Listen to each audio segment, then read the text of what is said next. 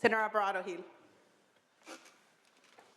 Thank you, Mrs. President, Madam President, and members. I rise in respectful opposition to this bill, and I want to commend the author and the diligent work that he's done in this realm.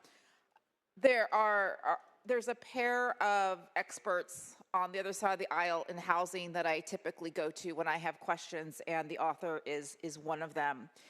While SB79 comes at the expense of local control, thoughtful planning, and real housing outcomes, this bill, for me, also strips that decision-making from local governments and bestows unprecedented land use authority to transit agencies, allowing them to dictate the height, density, and design standards on any land that they own or control, even if that site is far removed from a transit stop.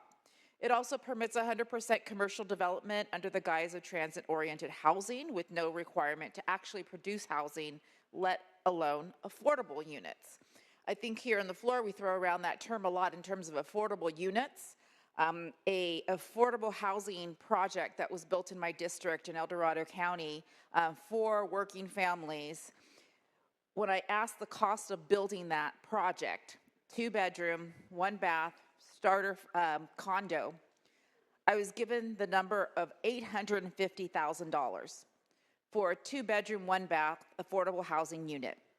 Now, this wasn't along the sites of transit, but was definitely built in the Sugar Pines area of South Lake Tahoe for families that have lived, gone to school, and work in that area.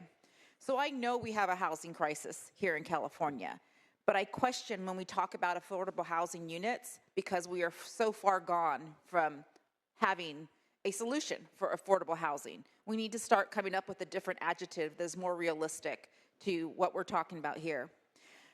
But by overriding locally adopted general plans and zoning codes developed with significant community engagement, SB79 will undermine the public process and circumvent environmental review, something I think that we should all be concerned about.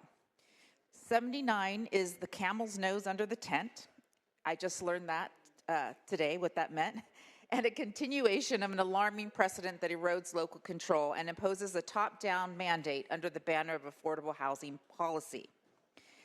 I spoke very closely with 7 locally elected members of the city of Modesto, which is in my district, the largest city that this bill would impact in my district.